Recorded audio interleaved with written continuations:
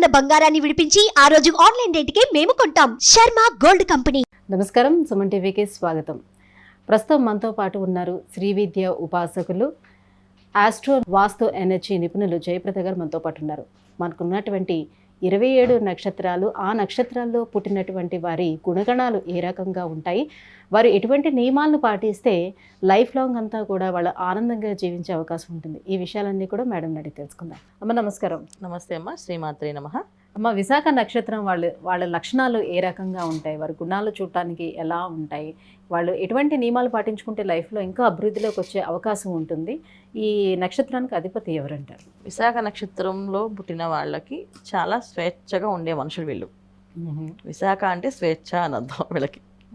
అంటే ఆ నక్షత్రం స్వేచ్ఛ అని కాదు, విశాఖ అనే నక్షత్రంలో పుట్టిన ప్రతి ఒక్కరికి స్వేచ్ఛా జీవులు అన్నమాట. వాళ్ళు ఫ్రీడమ్ ఎక్కువ, ఫ్రీడమ్గా ఉండగలుగుతారు. ఈ నక్షత్రం అధిపతి గురువు. సో ఈ నక్షత్రం ఉండేది తులారాశిలో, తర్వాత ఒక పాదం వచ్చి వృశ్చిక రాశిలో ఉంటుంది. తులారాశిలో ఉండే 3 పాదాలు వాళ్ళు చాలా చక్కగా బుద్ధిమంతులుగా చదువుతారు. చిన్నప్పుడు చాలా చక్కగా చదవడం కానీ, తర్వాత పెద్దవాళ్ళని గౌరవించడం కానీ, వినయ విధేయతలతో ఉండడం కానీ. ఈ నక్షత్రంలో పెద్ద అవుతుంది కొద్దీ వీళ్ళకి పెద్దవాళ్ళు అయ్యాక అంటే చిన్నప్పుడు చాలా ముద్దుగానే ఉంటారు. ఈ కాలంలో పిల్లలు కొంతమంది మగపిల్లలు అయితే బాగా మొండిగా ఉంటారు. అంటే చిన్నపిల్లలు చెప్తున్నా, చాలా మొండితనంగా ఉంటారు. అసలు ఇంట్లో వాళ్ళు లెక్క చేయరు, ఎవరు మాట వినరు. వాళ్ళు అనుకుంది వాళ్ళు అప్పటికి ఆ క్షణాన్ని అయిపోవాలంతే. ఇప్పుడు టీవీ పెట్టాలంటే, కార్టూన్ పెట్టాలంటే అంతే, కార్టూన్ తప్ప ఎవరు తీయడానికి వీల్లేదు. అది కంటిన్యూ వాచ్ చేస్తూనే ఉంటారు.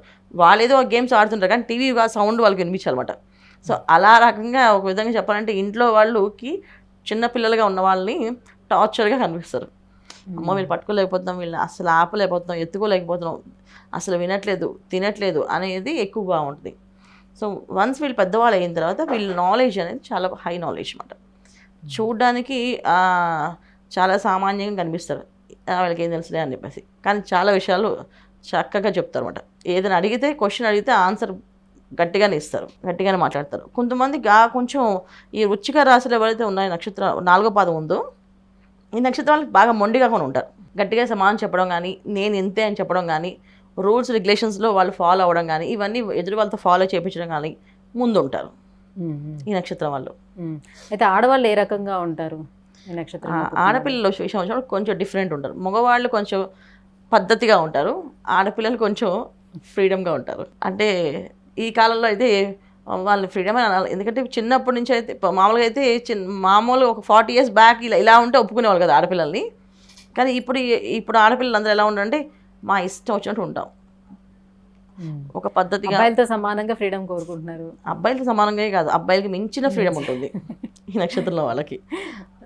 అబ్బాయిలు ఇంకా ఒక లైన్ గీస్తే ఆ లైన్ దాటుకొని ఉండగలుగుతారు, కానీ అమ్మాయిలు అలా ఉండరు.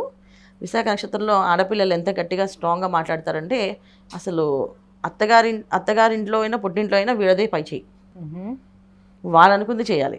సో మేము చెప్పినట్టే చేయాలి, ఆ విధంగా మాట్లాడతారు. అంటే అలాగని మొండిగానే కాదు, చాలా తెలివిగా మాట్లాడతారు. అబ్బాయిలు కూడా అంతే తెలివితేటలతో ఉంటారు. అబ్బాయిలు తెలివితేటలతో ఉంటారు కానీ వాడరు, కానీ వీళ్ళు వాడతారు.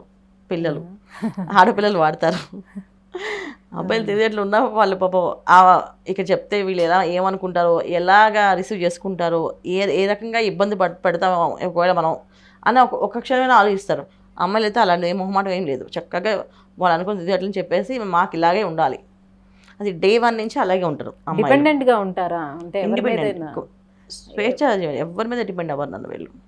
సో ఇవాళ చదువుకున్నా చదువు లేకపోయినా ఆడపిల్ల విశాఖ నక్షత్రం పుట్టింది అంటే అమ్మాయి ఇండిపెండెంట్, నేను సాధించుకోగలను, నేను సంపాదించుకోగలను, డోంట్ వరీ, నా కోసం మీరు ఏమి ఇవ్వక్కలేదు. పేరెంట్స్ కూడా ఇది చెప్తుంది, మీరు నా కోసం ఏమి ఇవ్వక్కలేదు, నేను చేసుకోగలను అని. సో చాలామంది వివాహం అవ్వకపోవడానికి కారణం కూడా ఒక నక్షత్రం ఇది. విశాఖ నక్షత్రం వాళ్ళకి వివాహాలు కూడా అవ్వట్లేదు ఈ నక్షత్రంలో వాళ్ళకి. ఎందుకు అవ్వదు అంటే వాళ్ళకున్న చాలా రూల్స్ అన్నమాట. ఆ రూల్స్లో కరెక్ట్గా మ్యాచ్ అయితేనే వివాహం చేసుకుంటారు, లేకపోతే చేసుకోరు. అమ్మాయిలైనా అంతే.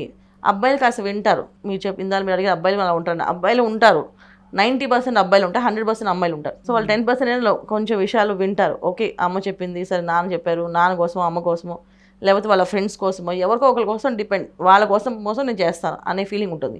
కానీ అమ్మాయిలు అయితే ఎవరి కోసం చేసే పని లేదు.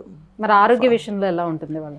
ఖచ్చితంగా హెల్త్ ప్రాబ్లమ్స్ అనేది పెద్దగా ఉండవు నాన్న వీళ్ళకి. 40 తర్వాత వీళ్ళకి హెల్త్ ప్రాబ్లమ్స్ చాలా ఇబ్బంది పెట్టే అవకాశం ఉంటుంది. ఎందుకంటే దశలు వీళ్ళకి యోగించే దశలన్నీ అయి తర్వాత ఇబ్బంది పడే దశలు వస్తాయి ఈ నక్షత్రం వాళ్ళకి. సో అప్పుడు వీళ్ళు కొంచెం వీళ్ళు అనుకున్నవి సాధించలేకపోవడం, ఎంత మొండితనంగా దూసుకు వెళ్తారో అంత వెనక్కి మళ్ళీ తిరిగి రావడం, ఇవి జరుగుతాయి. కానీ కింద పడిన చెయ్యి మా పై, అది ఏమంటారు సామెత ఉంటుంది కదా, కింద పడిన మాదే పై చేయి అని, ఆ తత్వం ఎక్కువగా ఉంటుంది. సో బాగా ఏంటంటే మొండితనం ఎక్కువగా ఉంటుంది, భక్తి చాలా తక్కువగా ఉంటుంది అమ్మాయిలకి. అబ్బాయిలకి మళ్ళీ భక్తి ఉంటుంది. సో ఇక్కడ ఒకే నక్షత్రంలో పుట్టిన అమ్మాయిలకి అబ్బాయిలకి ఎంత డిఫరెన్స్ ఉందో చూడండి. ఒకే నక్షత్రంలో చాలా ఆపోజిట్లో. సో అమ్మాయిలు చాలా తక్కువ మంది పూజ చేయడం కానీ భగవంతుని ప్రార్థన చేయడం కానీ చాలా తక్కువ మంది, అంటే లిమిట్ ఆఫ్, అంటే మనం ఒకళ్ళు ఇద్దరు ముగ్గురు నాలుగు చేయొచ్చాము, కానీ నాకు తెలిసి 99% చేయరు. కానీ కొంతమంది చేస్తారు, అదే పూర్వజన్మ సుకృతమో గత జన్మ ప్రారంభం అని అంటారు. అలా కొంతవరకు చేయడానికి ఇష్టపడే అమ్మాయిలు ఉన్నారు. నాకు తెలిసి జాతకంలో ఇప్పుడు దాకా చూసిన జాతకాలు అయితే ఏ అమ్మాయి పూజ చేయలేదు నాన్న. అసలు రెమెడీస్ చెప్తా కూడా నా వల్ల కాదండి, సింపుల్గా రెమెడీస్ కూడా మేము చేయలేమని చెప్పే అమ్మాయిలే ఉన్నారు. అబ్బాయిలు అన్ని A to Z అన్ని రెమెడీస్ చేసే వాళ్ళు ఉన్నారు. మళ్ళీ మీరు ఏం చెప్తే అది చేస్తామని చెప్పే వాళ్ళు కూడా ఉన్నారు. అంటే వృత్తిపరంగా చూసుకునేటప్పుడు ఉద్యోగాల్లోనే సెటిల్ అవుతారా, లేకపోతే మేము అట్లా బానిసల్లో ఉండము, మాకు మీరు అంటున్నారు కదా ఇండిపెండెంట్గా ఉంటారు వీళ్ళని, సో వ్యాపారాలు ఎక్కువ చేసే అవకాశం ఉంటుంది? ఎట్లా? వ్యాపారాలు చాలా తక్కువ ఉంటుంది, ఎందుకంటే ఎప్పుడైతే మనం సెల్ఫిష్ ఉంటామో భగవంతుని హెల్ప్ అనేది ఉండదు. ఎప్పుడు మనం స్వార్థంగా ఆలోచిస్తామో అప్పుడు ఆ స్వార్థానికి తోడు ఎవరు ఉంటారు?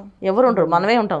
వీళ్ళు ఉద్యోగాల్లోనే చేస్తారు, ఉద్యోగంలోనే వాళ్ళ ఉద్యోగం వరకు వాళ్ళు చేయగలుగుతారు, వాళ్ళ లైఫ్ వాళ్ళది ఎంతవరకు వాళ్ళ జాబ్ అది చేసి వస్తారు. అంతే. అక్కడ కూడా ఏదో చాకరీ పడి ఏదో బాగా మంచి ఉద్యోగం తెచ్చుకో, మంచి ఏదో ఉంటారు కదా, మంచి బిరుదులు రావాలని, మంచి అవార్డులు రావాలని, రివార్డులు కాదు, వాళ్ళ వరకు వాళ్ళు చేసుకొని ఫినిష్ శాలరీ తీసుకున్నా లేదా మంత్ అవగానే అని చెప్పి చూసుకుంటారు. ఓకే. సో మరి ఇంకా ఎటువంటి నియమాలను వీళ్ళు పాటించుకోవాలి, ఎటువంటి దైవారాధన చేసుకొని, ఎటువంటి పరిహారం? వీళ్ళని మెయిన్ ఏంటంటే సమాజంలో వీళ్ళు జనరల్గా మనుషుల్ని బాగా గౌరవించాలన్న ఒకటి. తర్వాత 2, వీళ్ళ గురువులు బాగా నిందిస్తుంటారు కొంతమంది, చెప్పేసిన విషయాలన్నీ రాంగ్, రైట్ ఏం కాదు అని లాజిక్స్ మాట్లాడుతుంటారు. ఈ లాజిక్స్ మానేయాలి లైఫ్లో. ఎందుకంటే వీళ్ళు ఎప్పుడైనా లాజిక్స్ మాట్లాడారంటే లైఫ్లో వీళ్ళకి రేపు వచ్చిన దశ బాగున్న విశాఖ నక్షత్రం అంటే గురు నక్షత్రం, గురు మహాదశ, తర్వాత శని మహాదశ. సో విశాఖ నక్షత్రంలో ఉంటుంది, మనకి తులారాశిలో ఉంటుంది. సో తులారాశి శని భగవాన్ ఉచ్చస్థానం, ఖచ్చితంగా వాళ్ళకి యోగాన్ని ఇస్తాడు. అందుకని 19 years ఇక్కడ చిన్నప్పుడు లైఫ్ 30-35 years వరకు వాళ్ళకి యోగకాలమే, 30-40 years వరకు ఏ ప్రాబ్లం లేదు జనరల్గా. అందుకని వీళ్ళు ఎవరిని నమ్మరు అన్నమాట, లెక్చర్ ఒక విధంగా చెప్పాలంటే.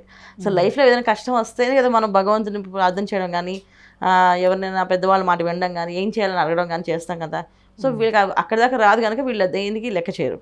కానీ వీళ్ళు చిన్నప్పటి నుంచి భక్తి శ్రద్ధలతో కలిగి దైవారాధన చేస్తూ ఉంటే మాత్రం లైఫ్లో ఎప్పుడు కొన్ని కష్టం అనేది ఉండదు అన్న వాళ్ళకి, అసలు ఉండదు. ఇప్పుడు ఎవరైనా సరే చిన్నపిల్లలు విశాఖ నక్షత్రంలో పుడితే చిన్నప్పటి నుంచి వాళ్ళకి భక్తి, పెద్దవాళ్ళని గౌరవించడం, పేరెంట్స్ కేర్ తీసుకొని వాళ్ళు నేర్పిస్తే మాత్రం లైఫ్లో వీళ్ళకి కష్టం రాదు. అది వీళ్ళకున్న గొప్పతనం, ఈ నక్షత్రానికి ఉన్న గొప్పతనం. సో అది వీళ్ళు పాటించగలిగితే. సో ఈ నక్షత్రానికి అధిపతి గురువు కాబట్టి చిన్నప్పటి నుంచి ఒక దారిలోని పెడితే చక్కగా వెళ్తారు. చాలా చక్కగా చిన్నప్పటి నుంచి తల్లిదండ్రులు, పేరెంట్స్ చాలా కేర్ తీసుకొని వీళ్ళు నేర్పించాలి. దైవ భక్తి, గురు భక్తి, పెద్దవాళ్ళని రెస్పెక్ట్ ఇచ్చి మాట్లాడడం, తప్పు రైట్ పెద్దవాళ్ళకి ఎదురు చెప్పకుండా ఉండడం, ఈ లక్షణాలు కనుక పిల్లలకి నేర్పించగలిగితే లైఫ్లో వాళ్ళు కష్టపడకుండా సక్సెస్ అవుతారు.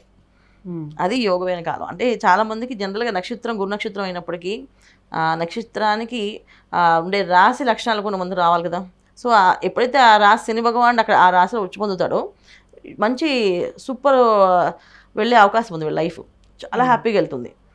కానీ వీళ్ళు చేసే పనులు అంటే మన చేతులారా చేసుకునే కర్మలు అంటాం కదా కొన్ని, ఆ చేతులారా చేసుకునే కర్మలే వీళ్ళు 40 years అయితే అనుభవిస్తారు.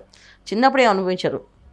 ఇలా ఉన్న దేవుడికి ప్రార్థన చేయండి, చేయకపోండి, మంచి లైఫ్, మంచి లైఫ్ స్టైల్, మంచి జాబ్ వచ్చేస్తుంది. ఆఫ్టర్ 40 years అయితే చేసిన తప్పులన్నిటికీ పరిష్కారాలు, పనిష్మెంట్లు అన్ని కలియుగంలో అనుభవించాలి మనం ఖచ్చితంగా. ఇది కలియుగం అంతే. ధన్యవాదాలమ్మా. నమస్తే అమ్మా. శ్రీమాత్రే నమః. సుమన్ టీవీలో మీ పర్సనల్ అండ్ బిజినెస్ ప్రమోషన్స్ కోసం కింది నెంబర్కి కాంటాక్ట్ చేయండి.